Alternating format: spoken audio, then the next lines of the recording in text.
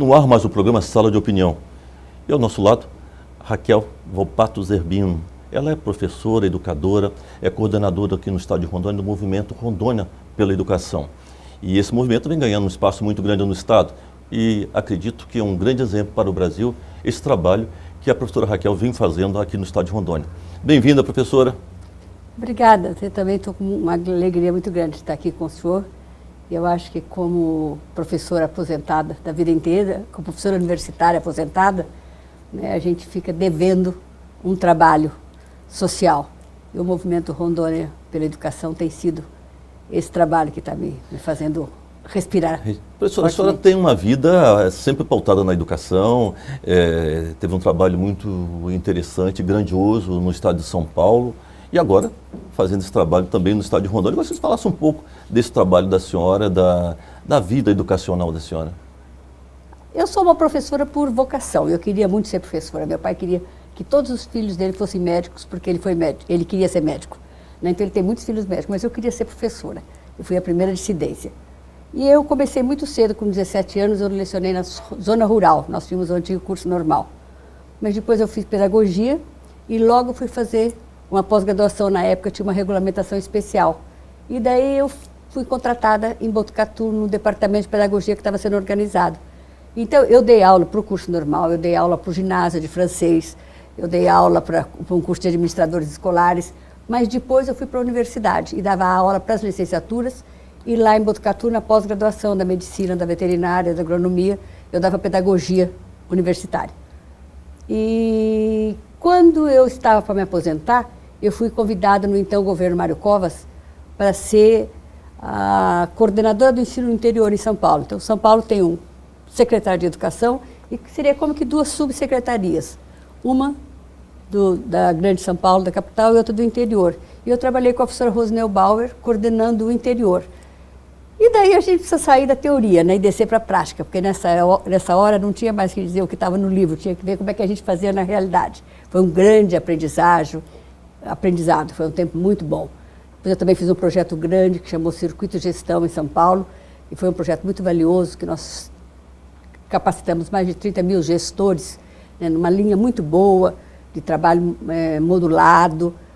Foi também uma experiência muito boa. Tive uma consultoria particular que chamava Gal Consultoria, onde trabalhei muito com os municípios. Trabalhei com o MEC também na formação de secretários municipais de educação, num programa que o Fundo Escola tinha. Foi uma coisa muito interessante, passei por todos os estados do Brasil. E na universidade eu dei aula para as licenciaturas e para a pós-graduação. E daí depois, me aposentando, eu acabei vindo atrás dos filhos. Meu marido e eu viemos para Rondônia, né? E aqui eu trabalhei um pouco na universidade, trabalhei um pouco na Secretaria de Educação, no governo do Dr. Confúcio. Né? Voltei para São Paulo, né, por contingências aí da minha vida. Eu voltei para São Paulo, fiquei lá 2 anos como subsecretária de articulação na Secretaria da Educação. Fiquei 2 anos, mas daí já tinha me reequilibrado com a perda do meu marido, que foi uma coisa muito séria para mim, e daí voltei para ficar perto dos filhos, e daí eu fui convidada pela Fiera para montar esse movimento aqui, tem sido uma coisa interessante. Então eu acho que na área de educação, a educação para mim é um compromisso sério, é meu compromisso de cidadania. Né? Às vezes dizem, é uma paixão, é mais do que uma paixão, né? Eu acho que é mesmo um compromisso. Entende? Eu gosto de ser séria. É muito gratificante isso, né? Acaba sendo, né? A educação está muito... É muito difícil a gente trabalhar com educação hoje, porque você não vê rapidamente, não tem reforço, sabe? Você não vê o resultado do seu trabalho.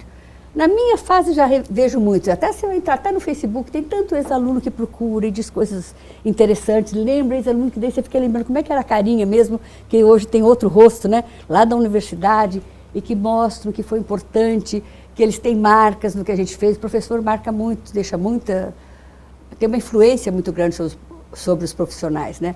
Então eu já sinto assim os resultados, né? É mais fácil agora. Quando a gente está trabalhando, a gente não vê muitos resultados. Mas ainda nós temos desafios muito sérios, não é, doutora Aparício? Precisamos melhorar muito, na educação brasileira. Nós precisamos melhorar muito. Então eu gostaria de ocupar o meu tempo com este movimento, fazendo alguma coisa. Eu disse que eu não quero mais fazer palestras por aí, eu quero fazer alguma coisa, na verdade. E como surgiu esse movimento na Fiero? Então, nós temos duas pessoas que são responsáveis por eles. Primeiro é o presidente da Fiero, o Dr. Marcelo Tomé, entende, que conversando com o presidente da Fiesc, que é a Fiero, a Federação da Indústria de Santa Catarina, a Fiesc, ele soube de um trabalho que a Federação de Santa Catarina fazia lá com a educação. E depois com a secretária, então, de Educação, a professora Fátima Gavioli, que também ouviu o secretário de Educação de Santa Catarina dizer no encontro de secretários estaduais de educação do movimento que tinha com a Federação da Indústria em Santa Catarina. E os dois conversaram aqui, Marcelo foi olhar de perto, ele tinha ouvido falar também, e os dois se interessaram e resolveram montar. E ele me convidou, mas eu ainda estava em São Paulo. Ele esperou. Daí, quando eu voltei, ele voltou, veio conversar de novo. Vamos montar esse... Tinha que ser a senhora, né? Tinha que ser a professora que já tem um know-how muito grande na área educacional, não podia ser outra pessoa. Então, poderia ser, mas olha, felizmente, né, eu gostei muito de ter sido chamada, porque eu me encontrei muito no movimento e tem sido uma experiência muito boa. Na verdade, este movimento, ele cumpre um princípio constitucional. A Constituição diz que a educação é direito de todos e dever do Estado, da família e da sociedade. Entende? Como é que a sociedade participa? Como é que nós nos organizamos? A educação brasileira vai mal. De Rondônia também, mas a brasileira vai mal. A educação básica, principalmente a educação básica. E o senhor, recebendo alunos aqui da educação básica, deve perceber isso, né? Que em termos de... Uma dificuldade muito grande, né? Isso, de competência e habilidades, eles deixam muito a desejar. Então nós temos que fazer alguma coisa. Porque nem a sociedade economicamente se desenvolve, cientificamente se desenvolve, se nós não tivermos educação. Todo o desenvolvimento passa pela educação. Né? E na sociedade do conhecimento, como é que você pode ter uma escola que não consegue ensinar? Então a gente precisa rever essa realidade. Então nós temos, acho que historicamente, a gente pode explicar isso historicamente, mas nós temos hoje um desafio muito grande na educação brasileira. Nós temos que conseguir democratizar pela qualidade. Onde foi o desmanche? Como começou esse desmanche da educação, professora? Eu não vejo assim o desmanche. Eu vejo que temos um problema. O que nós tínhamos? Eu acho que quando eu fui para a escola, não sei se é do mesmo tempo que o senhor foi, que chamava grupo escolar, o meu pai tinha um orgulho da gente ir para a escola. Né? Mas é porque naquela época, das crianças que tinham a minha idade, 1/3 delas ia para a escola. Então, há 50 anos atrás, 1/3 das crianças faziam o curso primário. E as outras ficavam fora da escola. E são hoje pessoas da minha idade que são analfabetas ou foram alfabetizadas pelo Mobral. Entende? E quando os meus filhos foram para a escola, na década de 70, 2/3 das crianças brasileiras da idade deles iam para a escola. Ainda ficou 1/3 daquela população em idade escolar fora da escola, da idade dos meus filhos. Então, o que o senhor tem hoje? O senhor tem crianças na escola hoje que são filhos, 1/3 delas são filhos de analfabeto e 2/3 são netos de analfabetos. Pensa o senhor no que significa. Não tem cultura de escolaridade.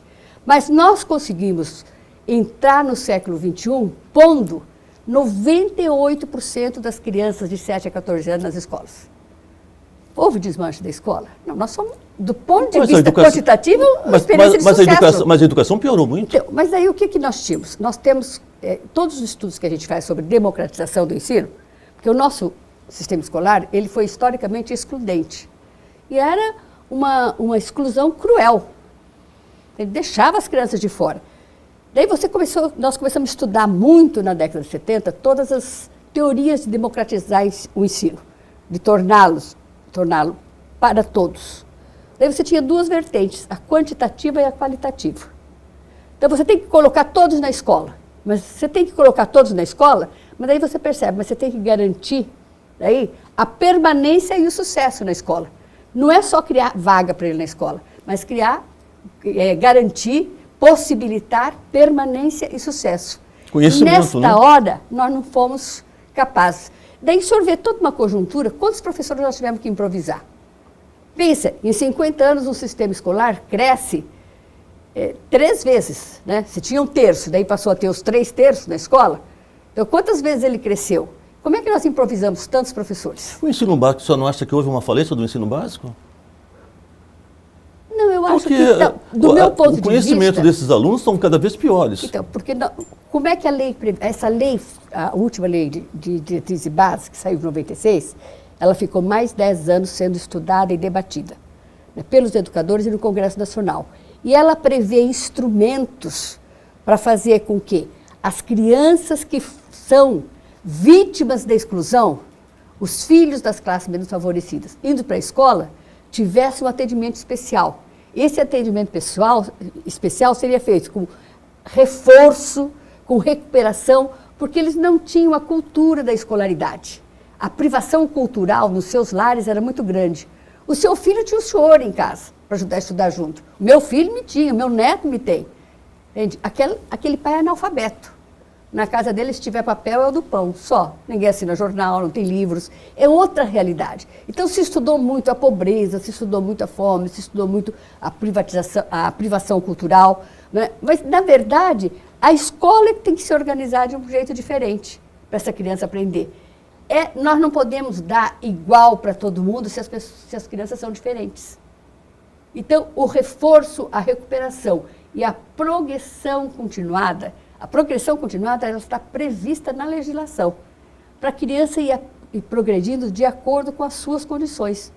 A escola tem que prever isto, e isto nós não fizemos bem.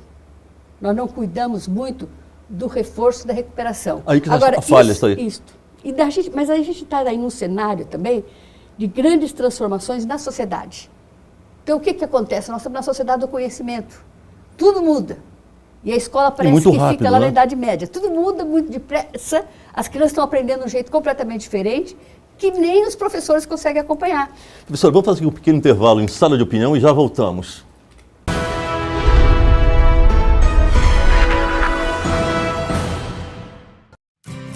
Chegou o curso dos novos tempos. Chegou o bacharelado em Segurança Pública da Faculdade Metropolitana. São apenas 3 anos para você se tornar indispensável nestes momentos de insegurança mundial. Agende a sua prova pelo site metropolitana-ro.com.br. Informações 3217-8947. Bacharelado em Segurança Pública é na Faculdade Metropolitana, abrindo novas portas para o seu sucesso no mercado de trabalho.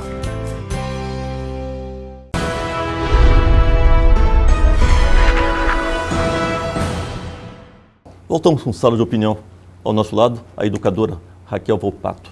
Ela é à frente, coordenadora do movimento Rondônia para a Educação. E nós estamos conversando aqui sobre como recuperar, né, o conhecimento, como dar realmente base para que nossos alunos possam ter um futuro melhor. Porque nós precisamos fazer um nivelamento, né, professora? A senhora estava falando muito bem isso. Gostaria que a senhora abordasse mais o que nós temos que fazer nas escolas brasileiras. Foi trabalhoso, eu acho, para todos os governantes instalarem uma política educacional que garantisse vagas para todos. Você tem que construir escola, você tem que comprar merenda, contratar professor, de transporte, comprar material didático, isso é muito complicado, né? Mas a criança tendo na escola, ela tem que permanecer na escola e tem que ter sucesso. E daí são mecanismos psicopedagógicos que têm que ser levados em consideração.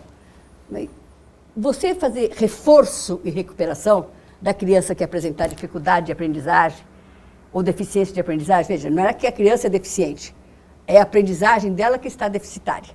Então, como é que a gente vai fazer isto? Não significa você dar 10 vezes a mesma aula para ela.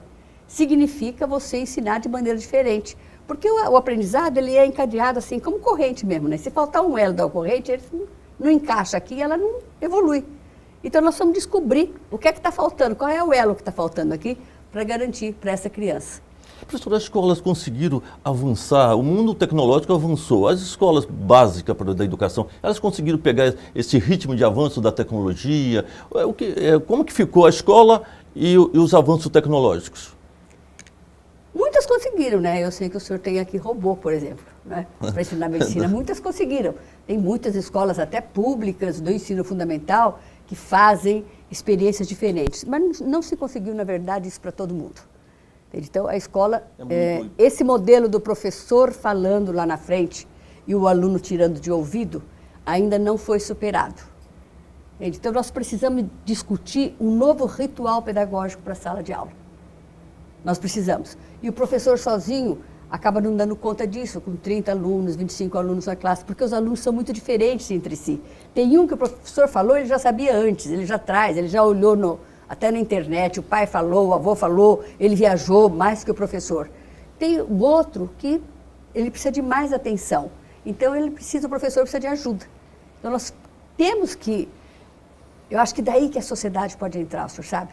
A gente se organizar para dar essa ajuda para a escola. Nós temos que agora alavancar a escola para que ela consiga garantir a qualidade. É nesse sentido que a gente está montando o movimento. E a senhora consegue... Ela está encalacrada. E a senhora consegue ver a sociedade entrando nesse processo?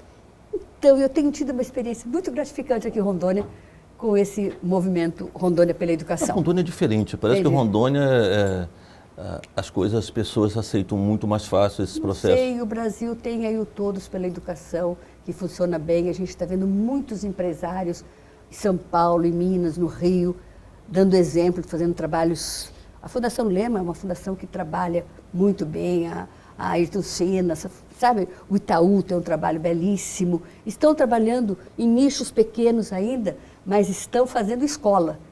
Entende? Eles estão preocupados com isso que nós estamos preocupados aqui. Como é que nós vamos fazer para superar esse desafio? A gente tem que dar um passo à frente. Rondônia, esse movimento Rondônia pela Educação. Gostaria na realidade, quais são os passos? Onde a senhora quer chegar? Onde a Fiero quer chegar com esse movimento? E quais são as peças principais desse tabuleiro para que possamos dar um avanço? Isso. Nós começamos fazendo nos moldes que estava fazendo Santa Catarina. Santa Catarina tinha um movimento que chamava Indústria pela Educação. Mas a indústria deles é muito desenvolvida. Eles até mudaram agora eles também são Santa Catarina pela Educação. Nós começamos com Rondônia pela Educação, é o movimento Rondônia pela Educação. E daí nós estabelecemos as nossas metas, todas elas voltadas para a qualidade de ensino.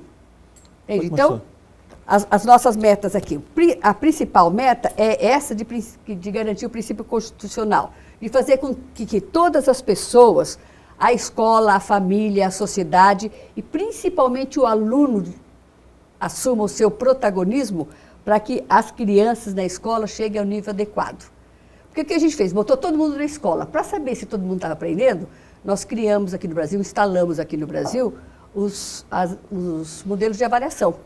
Então, tanto no ensino superior como no ensino fundamental, nas séries iniciais, séries finais, na educação do ensino médio, nós temos as provas de avaliação em larga escala do sistema. E a gente percebe que as nossas crianças não vão indo bem. Né? Então, e as crianças estão no nível abaixo do básico. Ele tem o avançado, o adequado, depois tem o básico, abaixo do básico. Os nossos indicadores estão na linha do abaixo do básico. Nós precisamos sair do abaixo do básico, porque senão é o fracasso da escola. Então, nós colocamos como meta chegar ao adequado. A segunda meta que nós colocamos é zerar o analfabetismo. Eu acho que essa aqui é até a meta central, é a qualidade do ensino. Entende? E que seja também isso linkado à universidade. E vocês estão conseguindo avançar nesse processo? Como que o senhor está se sentindo coordenando esse movimento? Então, está avançando? Nós temos 2 setores, nós montamos, para fazer a governança desse movimento, nós montamos uma equipe, um comitê técnico, uma equipe que forma um comitê técnico, onde a gente discute as ações, e um conselho grande de governança. E nós começamos a sair, visitar todas as instituições, né? Todas que nos receberam. E eu fiquei surpresa com a adesão que nós tivemos. Nós lançamos o movimento em 29 de maio do ano passado, e daí a gente foi passando pelos órgãos, né, da sociedade civil, da sociedade política. O governador, por exemplo, assinou lá no momento, entende? O prefeito de Porto Velho. O governador já estava no palco no dia do lançamento e assinou, a secretária de Educação, o Conselho Estadual de Educação, o Conselho Municipal de Educação, daí o Ministério Público, o grande passo do sucesso, o Tribunal, né? de Justiça, o Tribunal de Contas, a Defensoria Pública, o Exército, a Brigada de Infantaria, o Comando da Marinha, o Comando da Aeronáutica aqui. Nós estamos chamando todas as forças. Beleza. E todo mundo tem vindo. Tem as instituições, a FINCA, nós chamamos a Unir. Nós estamos com as universidades públicas também. Então, o reitor da Unir faz parte, o reitor do IFRO, eles estão lá no Conselho de Governança.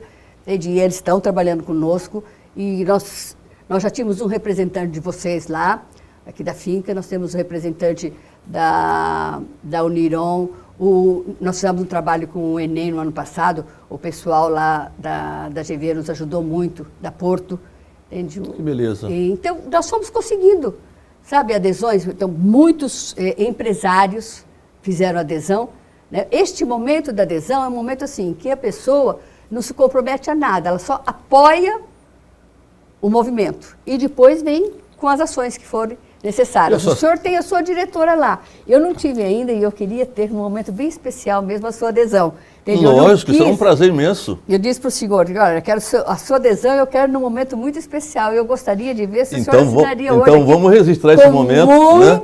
Importantíssimo. Muitas testemunhas. É lógico, né? Não Mas só para Rondônia, né? O senhor já está nos ajudando, porque a sua diretora está lá e tem sido de grande... E vamos assinar, professora. De grande colaboração. E aqui nós estamos assinando um termo de movimento Rondônia para a Educação. Que prazer imenso. Este é um momento solene. Muito obrigado. E olha, e já fica com o senhor, então, os princípios aqui, acho que é esta pasta que ele trouxe. Olha. Muito bom. E vamos realmente fortalecer cada vez mais esse movimento. Eu acho que o papel nosso, de todos os educadores, não só de Rondônia, mas do Brasil, é se unir, né, em termos da recuperação de um tempo perdido, num tempo que muitas vezes é muito difícil a gente conseguir recuperar tudo, mas se recupera uma grande parte, né? Conseguimos, com esse movimento, e pela força da vontade das empresas, dos educadores, melhorar muito esse nível de educação, né, professora? Nós fizemos um trabalho no segundo semestre voltado para o Enem, que é do ensino médio. Então, para a prova do Enem, para melhorar a qualidade do ensino no ensino médio. E a gente percebeu, até os alunos, a gente montou workshop lá na Fiero, a gente montou aulas para fazer em todas as escolas, eu montei o roteiro das aulas, a gente montou um protocolo de ações e até os alunos, tinha um momento em que os alunos, um precisava estudar com o outro. E deu tão certo, foi uma coisa que foi tão redondinha que hoje a Secretaria de Educação estabeleceu como meta para ela todos pela aprendizagem, entende? Está todos voltados pela qualidade do ensino. Como que a senhora consegue fazer uma avaliação, por exemplo, do sucesso desse projeto? Qual o mecanismo de avaliação? Nós vamos ter que estabelecer para cada um dos projetos. Como a gente começou em maio, a gente precisava, o primeiro projeto nosso é ter adesão. A adesão já foi, o mecanismo de avaliação as pessoas aderiram e vão à reunião do Conselho de Governança. Isso é uma parte da avaliação, né? É uma parte da avaliação. Isso era o começo, nós tínhamos que fazer com que a sociedade comprasse, porque não podia ser o movimento da Fiero. Nós tínhamos que ser são todos. Quem são todos, né? Então nós temos que ampliar isso agora. Por exemplo, a gente não foi atrás de todas as prefeituras, porque ia mudar o secretário municipal de educação, ia mudar os prefeitos. Agora nós já estamos com o DIME conosco, trabalhando todas as prefeituras. Então, é uma coisa que a gente vai passo a passo. Todos os coordenadores regionais de educação, aqui ligados à Secretaria de Educação, assinaram também adesão. Então, isso já foi uma medida. A outra medida foi a participação que nós tivemos neste projeto que chamou-se Todos pelo Enem. Nós fizemos só para Porto Velho e as escolas participaram muito e muito bem. Já tinha sido feita a inscrição, então muita gente tinha ficado sem se inscrever. Mas me parece que as pessoas se despertaram para o Enem. E daí nós vimos que para este ano a Secretaria elaborou um projeto especial nesta linha para todos. Entende? Porque o senhor pega os meninos, por exemplo, do ensino médio. Nós temos aqui no estado de Rondônia 64 mil alunos no ensino médio. Mas nós temos uma perda de 25% desses alunos. Quer dizer, não são todos que estão na escola. Perder 25%, é muito. O ensino privado perde muito pouco, mas a rede estadual de ensino perde muitos alunos, com evasão e com reprovação, mais com evasão do que com reprovação do ensino médio. Isto é uma judiação, porque se o aluno se matriculou, você contratou professor para ele, você arrumou um lugar na escola, você contratou merenda, você contratou material didático, você contratou transporte, até de barco. Entende? E daí depois o aluno desaparece. O ano que vem ele volta. Então a gente está jogando 25% do dinheiro que está gastando com o ensino médio no lixo. Porque o aluno foi embora. O que é que nós podemos fazer em relação à evasão? Um dos nossos projetos é esse. Nós queremos acabar com a evasão. Entende? Acabar não digo, mas nós pusemos lá um índice de 80% de evasão. Diminuiu 80% da evasão. Não sei se nós vamos conseguir, mas a gente está pensando alto, sonhando alto, porque tem muita gente ajudando. Né? O Ministério Público está sempre atrás desse problema da evasão. E a gente está juntando forças com ele, né, para ver se nós diminuímos. Os estudantes têm que perceber quanto é importante a educação do ensino médio para ele. É fundamental. Ele melhora se ele tiver esse grau na formação dele, o salário dele já passa a ser pelo menos 15% a mais, pelo mesmo emprego. Então, isso é fundamental. A gente percebeu que foi sucesso. Veja, na hora que as escolas se envolveram, na hora que todos nos acolheram, na hora que a Secretaria de Educação faz depois um projeto nos mesmos moldes para a sua rede inteirinha, não te parece? É lógico. Uma experiência de sucesso, não é? Neste ano, nós estamos trabalhando um projeto muito interessante, que vocês estão nos ajudando muito, né, aqui da Finca, que nós queremos oferecer reforço e recuperação para os alunos da educação básica, né, então, do ensino fundamental e ensino médio, que tenham deficiência de aprendizagem. Mas vamos falar sobre esse assunto no próximo bloco. Tá, vamos fazer aqui um pequeno intervalo e já voltamos.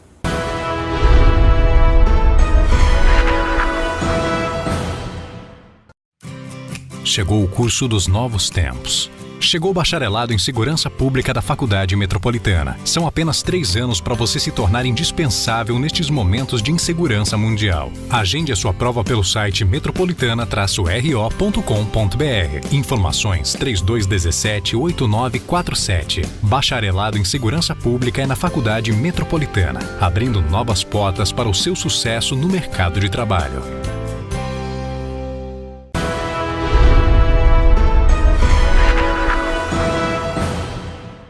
Voltamos com Sala de Opinião. Ao nosso lado, a educadora Raquel Volpato. Professora, nós estamos falando sobre evasão do aluno, né? E precisamos recuperar esses alunos. E o movimento tem... A meta é recuperar, diminuir, né? E conseguir diminuir em 80% essa evasão dos alunos. Porque o senhor veja como essa exclusão é realmente cruel. Nós perdemos 5.800 alunos em 2015 do ensino médio. Tem muitos municípios aqui em Rondônia que não tem 5.000 habitantes. O senhor não acha? Eu acho um contingente muito grande de jovem que foi à escola, se matriculou e depois desapareceu e a gente perdeu. E ninguém tem nada a ver com isso. Nós temos que olhar o que está acontecendo, não é? Porque nós já gastamos com esse aluno. Tudo já foi providenciado para ele. Agora, dos que ficaram, você perde 25%. Dos que ficaram, o que acontece com eles? A média na avaliação de larga escala é 3,6. Para chorar, não é? Porque se ainda quem ficasse fosse os melhores do mundo, quem ficou tem uma média que está abaixo do básico. Então, nós temos que nos preocupar com a qualidade. Esse projeto que nós estamos fazendo é assim. Vamos trabalhar com as licenciaturas, né, com o ensino superior, oferecendo reforço e recuperação para os alunos que estão com deficiência de aprendizagem. Então, a SEDUC vai mostrar para nós, e as CEMEDs, né, que são as municipais, quais são os alunos que estão com dificuldade. E nós vamos arregimentar os alunos que possam, nas diferentes municípios, porque nós temos bastante universidades multicamp, que possam ir lá para trabalhar. Mas para trabalhar, o aluno da licenciatura, o professor da licenciatura, vai ter que orientar o aluno que vai trabalhar com reforço. Então, o menino está mal de matemática, o senhor tem uma licenciatura de matemática. O seu estagiário, o seu aluno de matemática, da licenciatura de matemática, vai lá dar um reforço de matemática. Mas o professor dele vai orientá-lo para dar reforço. Não vai ser dar uma aulinha a mais, vai trabalhar aquele aluno. Nós percebemos nas universidades brasileiras, não só em Rondônia, mas no Brasil, em que a licenciatura, por exemplo, pedagogia, letras, química, física, matemática, você não tem mais acadêmicos, aluno querendo fazer esses cursos, tendo essa formação. O governo federal e o estadual não está errando nisso. Por que não motiva? Por que não paga melhor esses professores para que motive, inclusive, a sua formação? Você acha que a falha também não está aí? Olha, doutora Aparício, eu vou ser bem honesta com o senhor. Eu já trabalhei muito para que haja melhora no salário. Mas eu percebi aqui, sendo diretor de uma escola aqui, que os alunos queriam fazer administração de empresa. E enchia a sala, mas não queriam fazer licenciatura. Mas quando ele sai, administrador de empresa recém-formado, o emprego dele era de R$900, R$1.000, R$1.200 naquela época. O professor, e é uma profissão a pleno emprego, quem sair tem emprego, começa com 2.600, 2.700, 2.000 e tem uma carreira para fazer. Não sei bem se é esse o maior problema. Eu acho que o maior problema é esse fracasso da escola. Você tem uma profissão que ninguém valoriza, porque parece que ele não consegue ensinar. Interessante. É você trabalhar com o filho dos outros quando os outros também não ajudam a criança a sentir a autoridade do professor. Mas ser professor sempre foi tão nobre, né? É a professora que está aí, a minha professora, entendeu? É aquela que ensina tudo. Isso nós precisamos recuperar. Eu tenho visto tantos depoimentos agora para professores, de gente que está lembrando dos professores de antigamente, isso tinha passado, que parecia que ser professor não tinha a menor importância. Então, nós estamos fazendo uma campanha também nesta linha, de valorizar o magistério, mas de recuperar por isso. Porque a valorização não é só o salário. Não é o melhor salário do mundo, não é. Não é que seja o melhor salário do mundo, entende? Mas como é que outras profissões, que vão começar ganhando muito menos, por quê? Porque elas têm uma chance, mas o professor, se ele também se sair bem, ele pode fazer pós-graduação, ele pode vir ser professor universitário, ele pode ser autor de livro, ele pode tem tanto, ele pode trabalhar em empresas, a carreira dele pode não ser só a sala de aula. Entende? Como tem, se eu faço direito, mas eu posso prestar um concurso, mas quantas vagas tem para o concurso? Entende? No Ministério Público. Não é fácil assim prestar um concurso. A maior parte vai ser o advogado que vai lá lutar dia a dia e para ele chegar a começar a ganhar R$3.000 por mês demora um pouco, até aquela causa dele sair daqui a 10 anos. Entende? Então é uma coisa complicada isso. Hoje existe um déficit de professores no ensino básico, professor? Existe. Nós estamos correndo o risco de ter um apagão de professores. E nós precisamos resolver isso. Dentro de 5 anos, o quanto antes, e é preciso que os jovens percebam que esta é uma profissão. Primeiro que é gratificante. Eu sou uma professora muito realizada. Entende? E digo para o senhor, lá em Botucatu, onde eu morava, eu era até um bom partido. Na época que eu era professora, naquela faculdade de medicina que tinha lá. Entende? Acho que era um salário significativo. E eu fui embora, eu fiz pós-graduação, a gente pode crescer. Entende? Depende muito da pessoa. Os professores, eu vejo muitos professores aqui em Rondônia que são professores da rede estadual e da rede municipal. Pronto, já dobrou mais que o salário. O tempo de serviço atribui gratificações. Então, é uma profissão que não é isso que se pinta, como se pinta. E os próprios professores, talvez eles falem tão mal do magistério que os alunos não querem ser professores. Os pais parece que têm horror. Mas veja, é uma profissão a pleno emprego. Só que nós precisamos de professores de matemática, professores de física, professores de química, professores de biologia, porque tem escolas aí que estão sem professores. O que é que nós vamos fazer? Nós temos que começar a fazer alguma coisa. Está funilando, né? E vai chegar um período que nós não vamos ter professores. Qual a solução no momento? O que a senhora deslumbra? O que a senhora consegue ver que nós temos que realizar de imediato, não só as entidades, mas o governo federal, o governo estadual, num grande mutirão, num grande movimento nacional, para retomar a valorização do professor nesse sentido, fazer com que ele se forme em licenciatura e vá para a sala de aula? Eu vi 2 movimentos sérios. Eu vi que o INEP acabou de chamar uma comissão de alto nível aqui para discutir formação de professores. Eu vi o Conselho Estadual de Educação de São Paulo chamando todos os currículos de todas as universidades públicas que são subordinadas, as estaduais são subordinadas ao Conselho Estadual de Educação, e revendo todo o currículo dessas licenciaturas. O curso de licenciatura tem que preparar esse professor para trabalhar nessa escola que está aí. Agora, muitas vezes, o professor da licenciatura mal conhece as condições dessa escola que está aí. Ele lembra como era a escola dele, mas essa escola que está aí é diferente.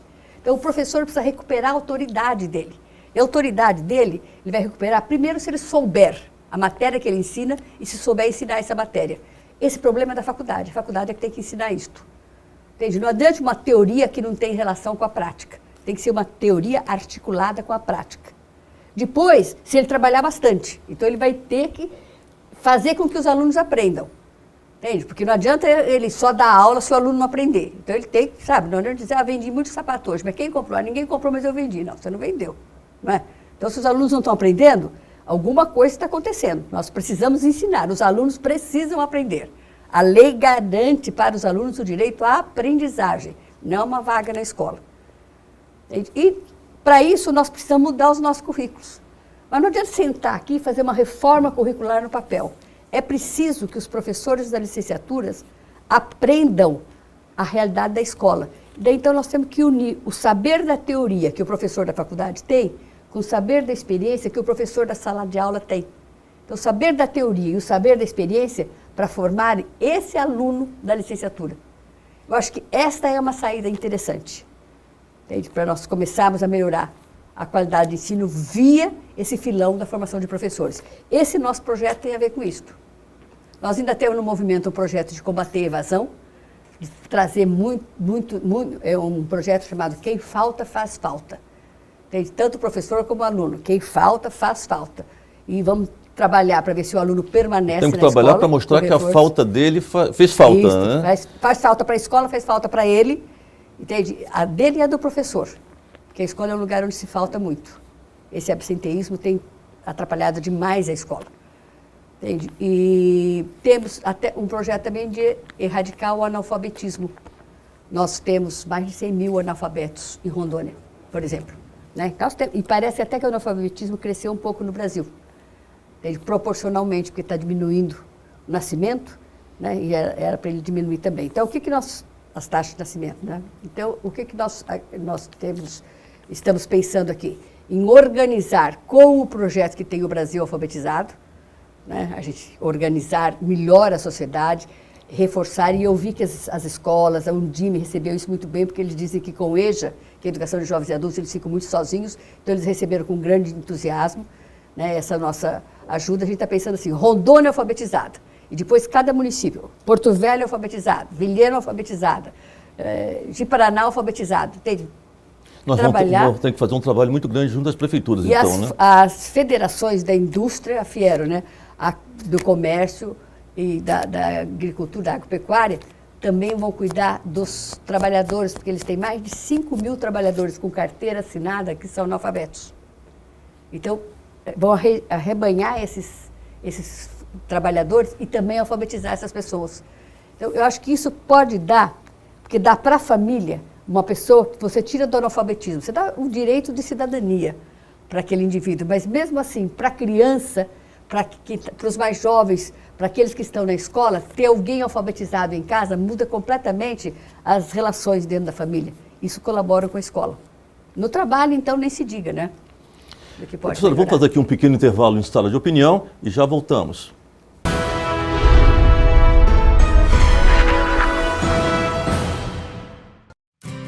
Chegou o curso dos novos tempos. Chegou o bacharelado em Segurança Pública da Faculdade Metropolitana. São apenas 3 anos para você se tornar indispensável nestes momentos de insegurança mundial. Agende a sua prova pelo site metropolitana-ro.com.br. Informações 3217-8947. Bacharelado em Segurança Pública é na Faculdade Metropolitana, abrindo novas portas para o seu sucesso no mercado de trabalho.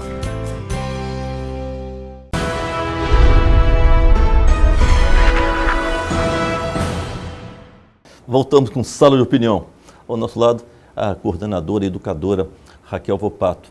Ela coordena o movimento Rondônia pela Educação. Professora, nós sabemos que vários órgãos, as universidades, as faculdades, várias instituições, né, o governo do estado, prefeituras, têm aderido de uma forma assim, como a senhora já falou, extremamente gratificante. Mas, lógico, existem alguns outros órgãos, outros organismos, que gostariam imensamente de somar com a Fiero, somar com a coordenadora, com a senhora, esse trabalho. Como que essa pessoa que está nos ouvindo, nos assistindo em todo o estado de Rondônia, poderá falar, poderá aderir a esse movimento? Nós temos visitado as pessoas, mas, por exemplo, a Defensoria Pública, nós não tínhamos visitado ainda, o chefe da Defensoria Pública telefonou para lá e disse, olha, eu quero fazer essa decisão, daí nós vamos fazer uma visita. Entende? Então, as pessoas que quiserem, liguem para nós lá na Fiero. Entende? Porque nós precisamos muito capitalizar as ações que cada um pode fazer, que são muito diferenciadas. Né? Estar aqui hoje, essa ação. Nós já temos um projeto da finca lá conosco. E assinamos nosso entende, compromisso né? agora, lógico, né? Mas assinou seu compromisso, ainda o senhor está aqui e me trouxe para esse programa. Isso para nós, veja o potencial para o movimento deste momento aqui. Entendeu? Um potencial muito forte, um convite feito a todos aqui. Né? Eu agradeço muito, é um espaço importante para o movimento. Nós temos as ações, por exemplo, o senhor quer ver, as escolas indígenas precisavam de uma reforma. O Exército vai fazer essa reforma e isso se deu lá no movimento. Essas pontas se juntaram lá no movimento. Entende? Então, o general Costa Neves ainda, foi ele que há 15 dias acertou esse trabalho. E o general novo que chegou disse, não, tudo que acertou está acertado. Vai ter continuidade. Né? Uma outra ponta, o senhor quer ver? E quando eu fui visitar o pessoal, o comandante da aeronáutica, ele disse assim, nós só temos um trabalho aqui que eu nem sabia de reforço com os alunos, eles vêm no contraturno aqui, e eu dou um lanche para eles, e eles têm o reforço escolar, e depois eles aprendem um esporte aqui, passam um período aqui comigo. Mas eu não posso fazer mais, porque agora com os recursos aí contingenciados, eu acabei tendo menos dinheiro para o transporte. Daí o secretário da Educação vai arranjar o transporte para ele passar de 200 para 800 crianças. Então, a gente está juntando as pontas, essas pessoas estão se encontrando, trabalhos que a gente nem sabia que estavam sendo feitos, né? E a gente percebe que as pessoas querem fazer. Nós precisamos de muitos voluntários também. E o resultado desse, quando que nós vamos perceber o resultado realmente, dando retorno todo esse movimento, desse trabalho? A senhora espera em quanto tempo isso? Nós fizemos um plano de 2016 a 2018. Traçamos as metas. Uma das metas é montar um observatório da educação e nesse observatório você vai ter chance de ver os resultados. Nós também estamos pensando seriamente em organizar algum tipo de formação para os gestores na linha de gestão para resultados, porque não é isso que nós queremos. Nós queremos que a gestão da sala de aula seja feita para o aluno aprender. É para resultado. Não é dar aula, é dar aula e fazer o aluno aprender. Então, a gestão de resultados, como é que isso vai se operar? Trabalhar com os indicadores. Então, tudo isso vai ser um somatório para que a gente melhore a qualidade de ensino. Cada um dos projetos que nós estamos aprovando agora nós estamos mexendo com 3 projetos. Esse do reforço e recuperação, esse da erradicação do analfabetismo e o projeto do controle da evasão, quem falta faz falta. Eles já vão trazer no seu bojo os indicadores de eficiência, para ver quais resultados, como é que nós vamos fazer a gestão desses resultados, que resultados nós obtivemos. Entende? E, à medida que eles vão saindo, a reunião do Conselho de Governança é trimestral. A cada trimestre, o senhor é um convidado para o nosso Conselho de Governança. Muito obrigado. Entende? Então, a cada trimestre tem uma reunião dessa e as pessoas se encontram. Me dizia um grande educador lá de São Paulo, muito experiente, me disse assim, olha, é inédito no Brasil isso que vocês estão conseguindo lá. Todas essas autoridades se reunindo para pensar a educação. Isso é fabuloso, então, né? E eles estão indo, olha, se o governador não vai, o vice vai, o secretário de Educação vai sempre, o secretário municipal, o Conselho Estadual de Educação, o general vai. Eu falo do general porque eu estou vendo todas as instâncias, entende? O promotor está lá, o Tribunal de Contas está, então, o Tribunal de Contas já está na nossa equipe técnica também. Ele está trabalhando conosco para trabalhar os custos. Nós estamos com uma parceria muito boa com o Tribunal de Contas. O Edilson é muito animado com a educação e uma parceria muito boa também com o Ministério Público, porque toda esta parte do Conselho Tutelar fica muito ligada aos problemas de evasão, de fracasso escolar, e fica o controle exercido pelo Ministério Público, eles que fazem o acompanhamento, né? Então, isso está sendo tudo muito importante. Né? Eu acho que a gente está fazendo isso. O nosso movimento tem função de articular as instituições que queiram contribuir para a educação. É isto. Temos problemas? Temos. Temos desafios? Temos. Mas nós somos ainda um estado novo, nós temos 52 municípios apenas, a nossa rede de educação básica não chega a 400 mil alunos, é uma rede pequena, né? Dá para a gente resolver. Nós temos um governador muito interessado em resolver isso. Então, eu acho que o Marcelo Tomé, o presidente da Fiero, foi assim, iluminado quando pensou em investir nessa área. Entende? E é uma forma até das próprias empresas poderem se desenvolver, porque se tiverem pessoas melhor qualificadas, você tem desenvolvimento. Se não tiver mão de obra qualificada, você não tem desenvolvimento, não é? Lógico. Então, é bom para a cidadania e é bom para todos nós. Durante a senhora falou de algumas metas a ser alcançadas, e parece que faltou algumas metas que a senhora não citou. Até o presente momento, quantas metas foram alcançadas nesse processo? de articulação? Nós não temos um ano ainda, né? A primeira meta que foi alcançada foi de sensibilizar a sociedade, porque nós tínhamos que articular a sociedade. Está no período de articulação. Então, nós estamos conseguindo articular a sociedade, construindo os projetos. A segunda meta foi o problema de Todos pelo Enem, o projeto de Todos pelo Enem. Foi muito bem sucedido, nós conseguimos passar em todas as escolas, não ficou nenhuma escola. Fizemos um protocolo e aquele protocolo foi executado em todas as escolas. Entende? Foi um sucesso. Agora nós estamos montando para este ano agora esses 3 projetos. O Observatório de Educação, que é um outro projeto, o Tribunal de Contas quer montar conosco, porque eles também, e o Ministério Público, eles também têm muitos indicadores sobre a educação de Rondônia. E a gente está juntando esses dados para ter indicadores bem precisos sobre a nossa educação aqui. A gente tem um apoio muito grande da sociedade política e da sociedade civil. E o que eu sinto, doutora Aparício, durante as reuniões, durante o encontro com as pessoas, é que todo mundo tem uma vontade de que a educação dê certo. Porque não tem ninguém que não tenha um filho na escola, um neto na escola, um amigo na escola. Um agradecimento de tudo, do país, das pessoas, da família, de todos. Mal sucedida, ninguém mais quer. Então, se é obrigação de todos, do Estado, da família e da sociedade, nós estamos fazendo a nossa parte, nós estamos juntando essas pontas e articulando essas pontas. Eu estou muito otimista com o que tem encontrado. E eu extremamente feliz de poder encontrar a senhora com tanto entusiasmo que sempre teve, né? Ainda um projeto tão brilhante como esse. Mas eu gostaria que a senhora citasse novamente o nome das instituições de ensino de todas as faculdades, né? Que estão imbuídas nesse processo de crescimento da educação da nossa população. Eu gostaria que a senhora citasse, porque é tão importante frisarmos o trabalho que vem sendo feito por todas as faculdades, por todas essas pessoas envolvidas nesse processo. Não tem problema aqui. Aqui a casa é de todos. Que coisa boa, que coisa boa. Então, nós temos, olha, uma participação forte da Secretaria Estadual de Educação, a Secretaria Municipal de Educação aqui de Porto Velho, a Undime, o Conselho Estadual de Educação, os Conselhos Municipais de Educação, os representantes estão lá.